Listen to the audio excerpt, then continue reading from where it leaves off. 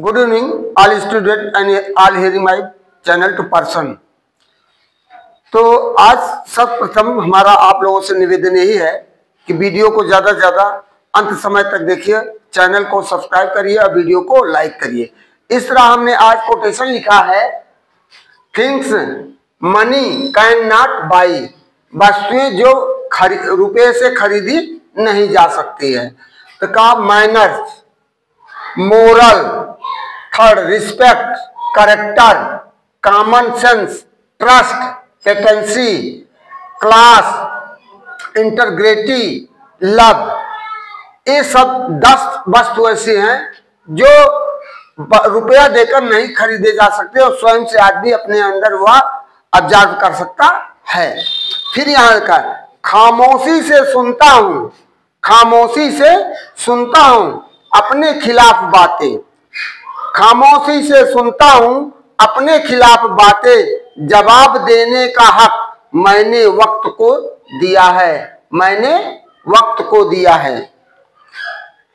यदि किसी की बात, मैं आप लोग सबसे कहा, कोई यदि आपकी बुराई करता तो समझ लीजिए वो आपकी बड़ाई ही कर रहा है, उससे भी आपको ख्याति मिलती है कि वो अपनी कमी को ना देख करके दूसरे की कमियों को निकालता और आपको कहीं भाई चौराहे पर करता है, अपने बारे में ना करके आपके बारे में बताता है। तो इसका मतलब वो आपका शुभचिंतक है, आपकी बड़ाई कर रहा है, उससे आपको झिझक नहीं होनी चाहिए, उस पर क्रोध नहीं होना चाहिए। और दुनिया में सबसे बड़ा दोष क्या है? क्रोध, क्रोध का आना, गुस्सा सबसे बड़ा दुश्मन है आदमी का। और यही पर जिसने कंट्रोल कर लिया उसने सब चीज पर विजय हासिल कर लिया। तो इन्हीं के साथ प्रिय विद्यार्थियों, 24 तारीख से 24 फरवरी से आपका यूपी बोर्ड का परीक्षा चालू है और उसमें नरेशन यूपी बोर्ड वालों का इंटरमीडिएट का पहला टॉपिक आता, पहला यही है। अब नरेशन है कि चार्ट नंबर 25, नरेशन, स्टेटमेंट, प्रत्यक्ष और अप्रत्यक्ष कथन।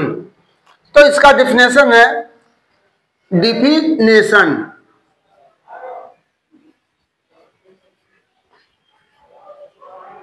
Definition the statement, the statement is spoken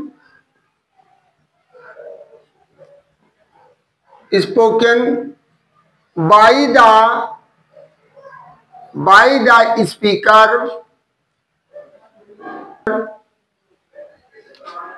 in different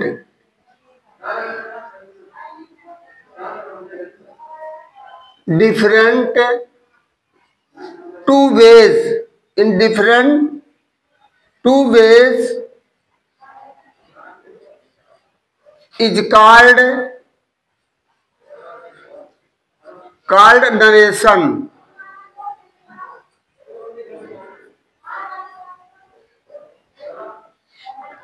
अर्थात वक्ता के द्वारा कही गई बात को दो तरह से व्यक्त करना नरेशन कहलाता है। तो direct, number A direct narration, direct narration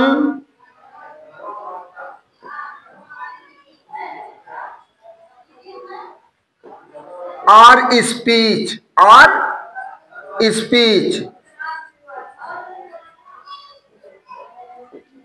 प्रत्यक्ष कथन, प्रत्यक्ष कथन हिंदी होता है प्रत्यक्ष कथन। The statement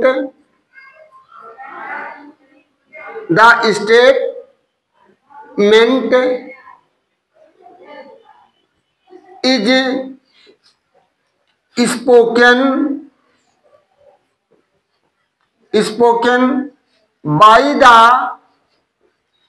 speaker in same ways, is called is called direct narration, is called direct narration।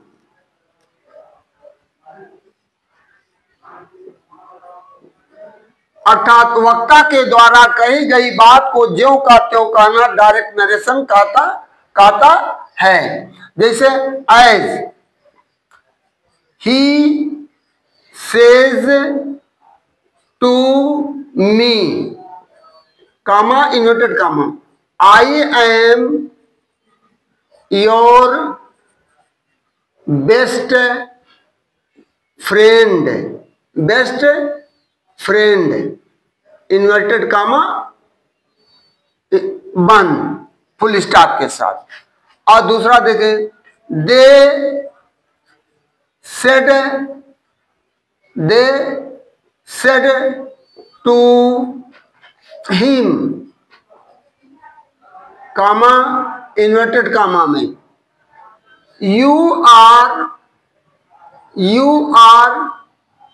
Honest, you are honest man, you are honest man, full stop inverted comma बंद। अब देखिए बी को हम ले रहे हैं, एक एग्जाम्पल और दे, 1 2 3। और देखिए तीसरा है, I shall say to them, I shall say to them, comma inverted comma। अब you are very lazy, you are very lazy। अब देखिए 3 तो हमने दे दिया है, तो यह आपका इन डायरेक्ट नरेशन के दो या 3 भाग होते हैं, 3 या 4 भाग होते हैं। जिसे reporter, reporting verb, reporting object और रिपोर्टेड स्पीच। ये इसमें है reporter, reporting verb, reporting object और रिपोर्टेड स्पीच। और यहाँ भी वही है। अब हम आपको चल रहे हैं बी, इनडायरेक्ट किसे कहते हैं? इनडायरेक्ट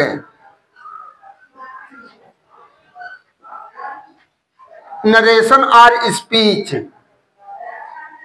नरेशन और speech.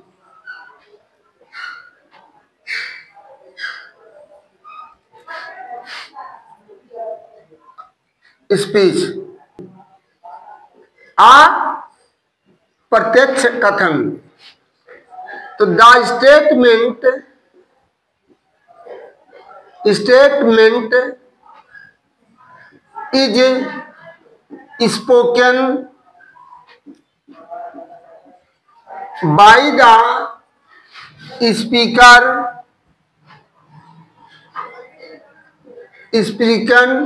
increasing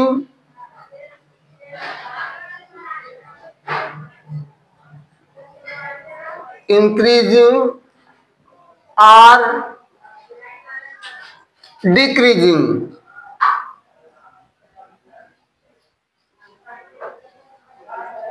Decreasing is called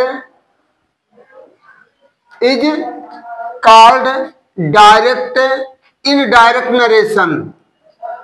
Indirect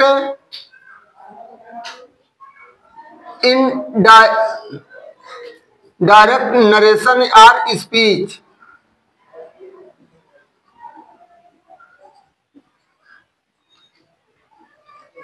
अब देखिए इसका हम इनडायरेक्ट में लिख रहे हैं। पहला एग्जाम्पल, ही टेल्स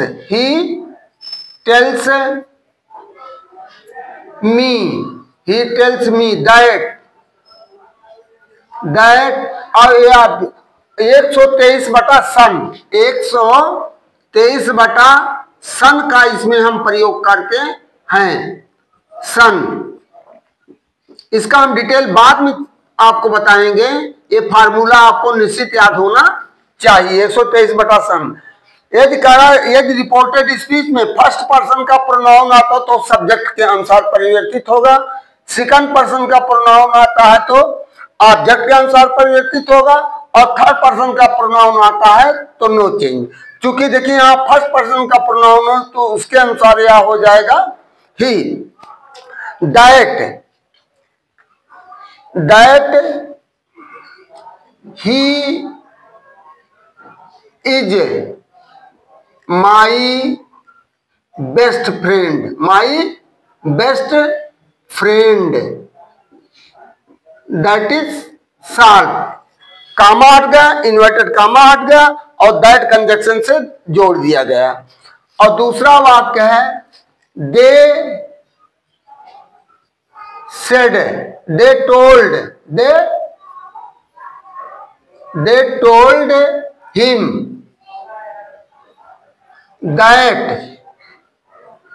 दैट अब देखिए आया है या इसके अनुसार परिवर्तित हो जाएगा। दैट ही, अब ये प्रेजेंट है तो चूंकि या रिपोर्टिंग वर्ब पास्ट टेंस में तो ये रिपोर्ट या भी बदलेगा, present change into past. He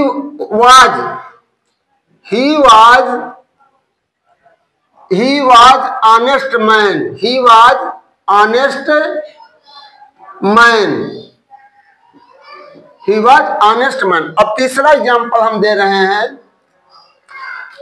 I shall tell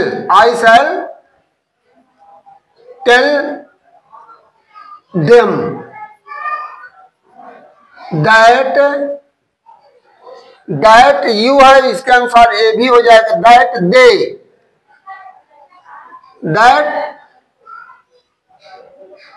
that they, अब ये फ्यूचर टेंस है।